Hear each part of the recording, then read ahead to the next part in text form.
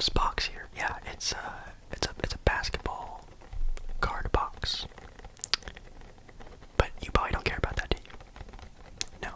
You want to know more about football, football, football, football, football, football, football. And yes, there are some big football games going on right now. You know, throwing around the pigskin, big time teams, the Chiefs, the Eagles, the 49ers, the Bengals. Wow, what great matchups. But we're also not talking about that either. We're talking about real football tonight.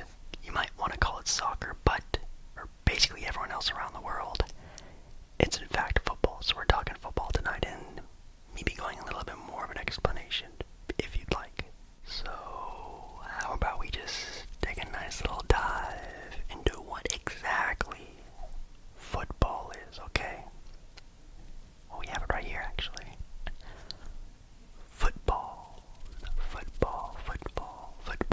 at least the definition, is a family of team sports that involve a varying degrees of kicking a ball to score a goal. What's a goal? What do you mean what a goal is? Someone know what a goal is? Okay, well, let me explain this to you. In sports, a goal may refer to either an instance of scoring or a physical structure or area where an attacking team must send a ball, a puck, some sort of item through or in. Yeah, so in reference to football, it's, kicked a nice ball into a net, which is a goal. And then in football, the American version, it's kicked through a pole, well, between two poles. Yeah, nothing sort of crazy with that one. As we already sort of discussed, there are a couple different versions of football. Now there is the American football, which people usually just call it football. At least over here in the States they do, but most people just call it American football. Then you have football, which is soccer football. Then, I guess technically, rugby can often also be called football. And they have a thing called Gaelic football, which sounds pretty interesting, but they also fall into the same sort of connection of having a ball go through a goal, which is kind of the first thing that you really need to know about football, is how you score. But the football we're talking about actually falls into a category called a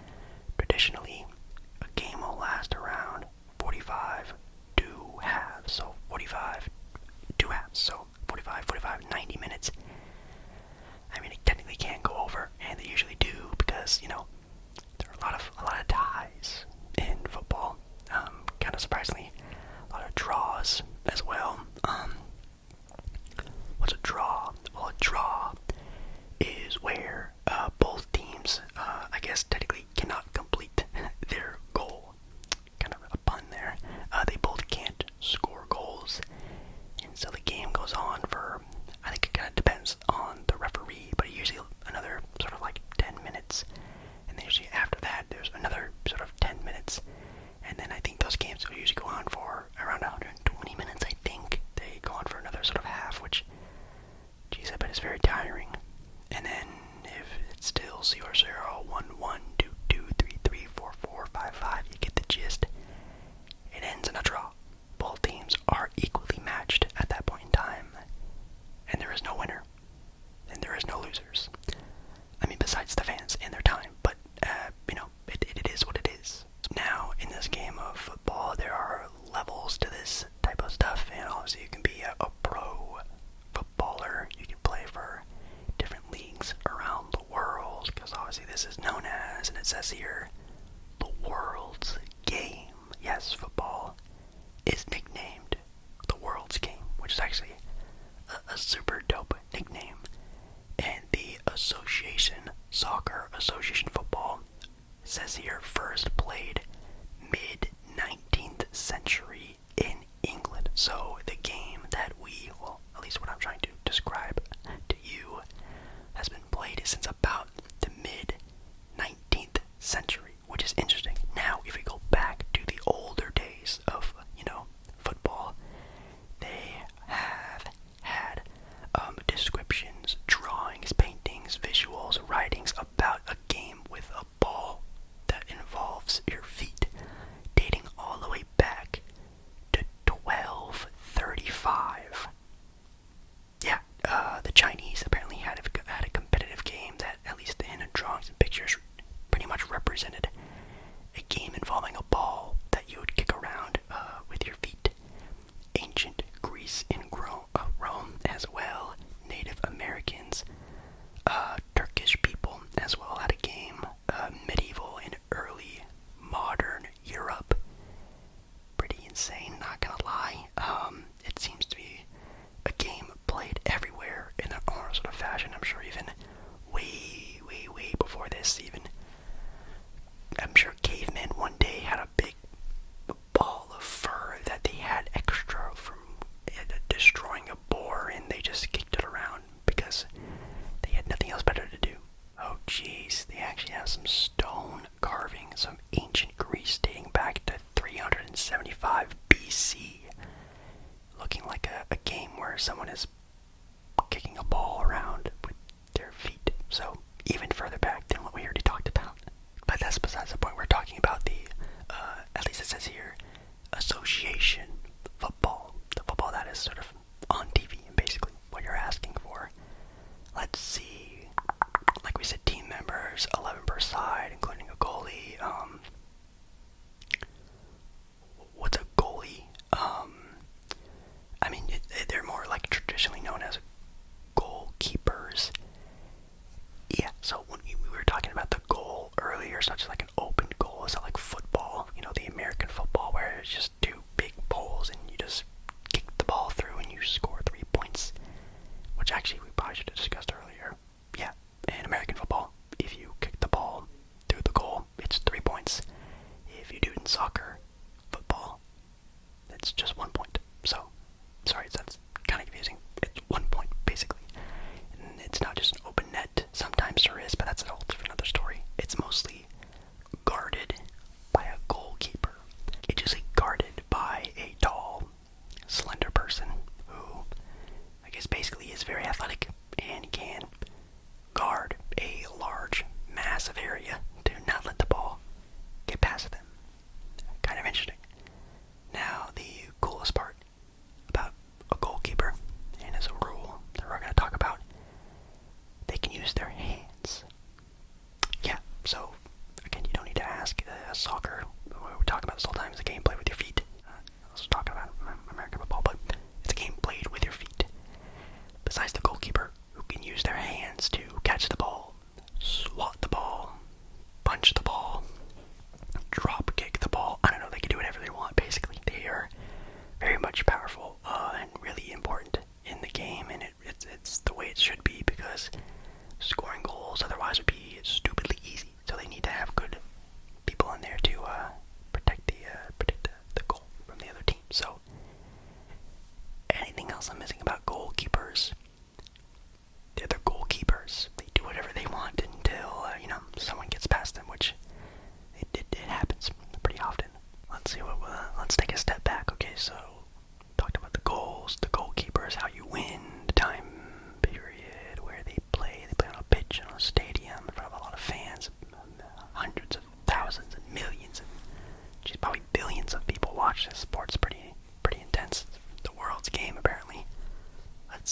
Oh, and of course, just like all sports out there, there's a referee. Yeah, the referee is basically like the referee of any sport. They just make sure players aren't doing anything too crazy and, cheating and, beating each other up too much out there, even though sometimes they kind of over exaggerate sometimes, but most of the time they actually are pretty much in pain, kicking each other around. These dudes probably have horse-like sort of strength in their legs, I'm sure.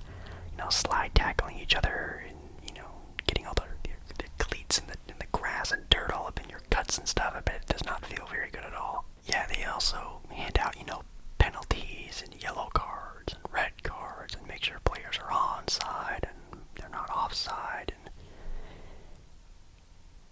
And you want to know what those things are? Oh my god. Okay, well, yellow cards and red cards. Basically, if you foul someone, you slide tackle someone, which slide tackling is when you slide and tackle someone at the same time, not like in American football, but in football, you use your legs. And if you do it to an extent that is definitely more than needed, you could be handed out a yellow card, which is basically just like a warning to, hey, knock it off, dude. And then if you get a red card, you're gone, you're out of there, you're done, you're finished, you're out of the game. So you definitely do not want those. Offsides basically is, man, some of the most confusing things you can really talk about with soccer. Let's just say if me and you are, battling it out in a game of soccer, you're a defender, I'm on the offense, and you are the furthest player back on your team on defense. I cannot move past you, ahead of you, until the ball is sort of in play, Unless the ball's in play, I can't, just sit by the goalie and just wait for the ball to gracefully land towards me. I kind of have to play with you until the ball's sort of in play between the both of us. Then I can make my move. I think that's sort of the best way I can sort of describe it. Obviously, it is one of the toughest things to do in this sport, is sort of make sure you're onside. But it happens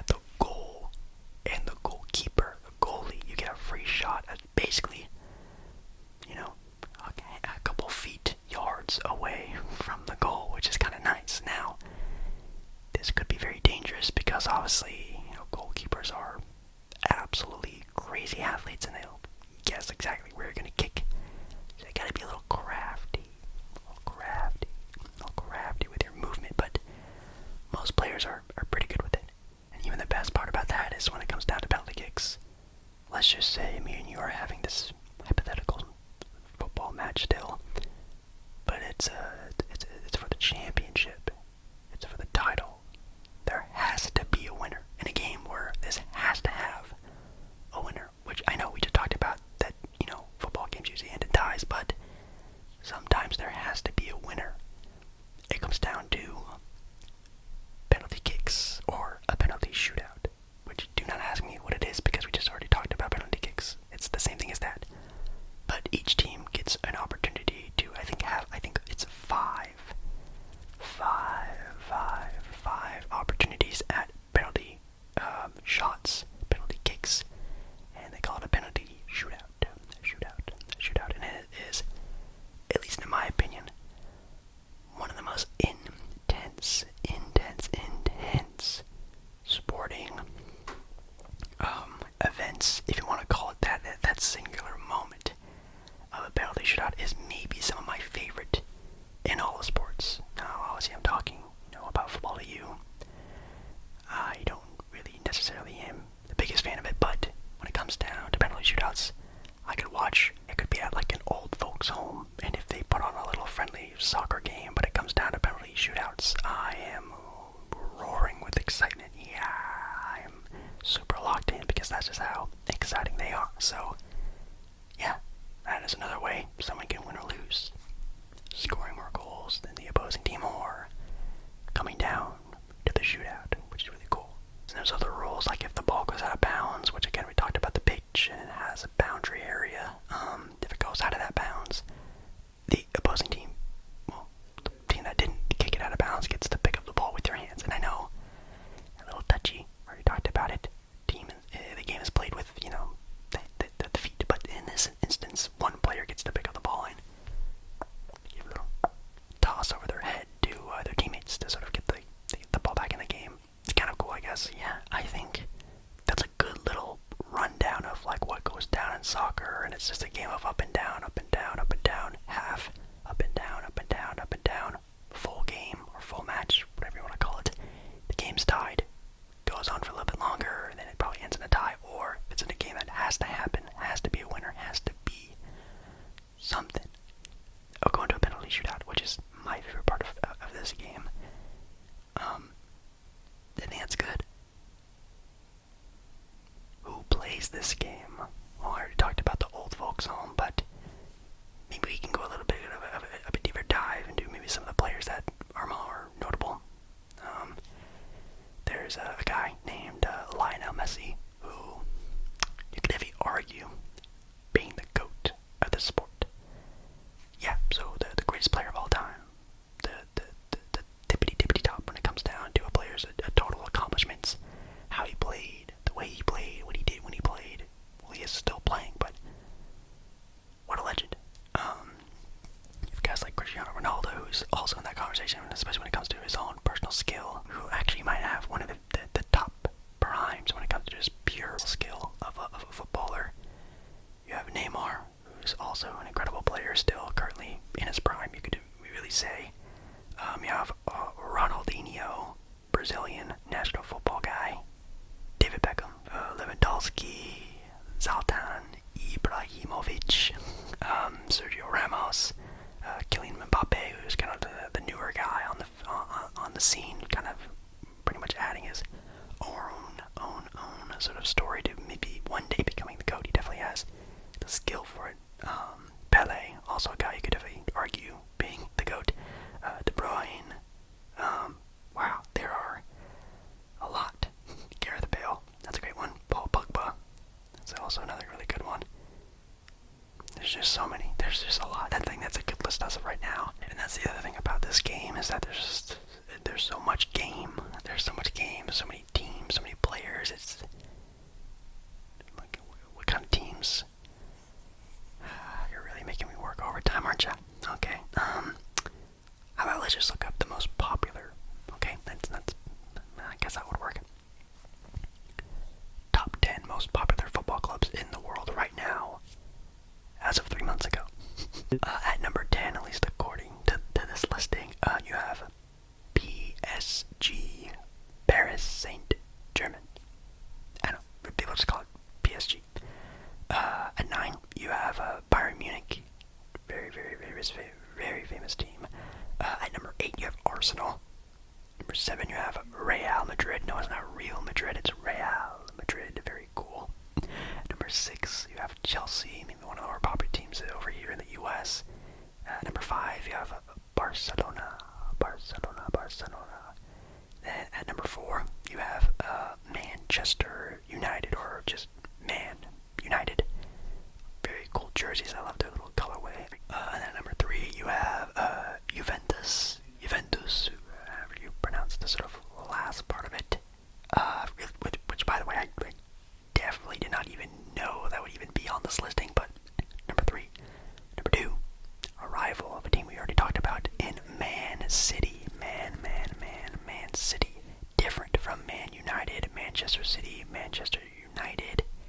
2 different teams. Not that confusing, but a very cool rivalry. And then at number 1, the number 1 most popular team, at least according to this little listing we have here, is Liverpool. Liverpool, the number 1 most popular team.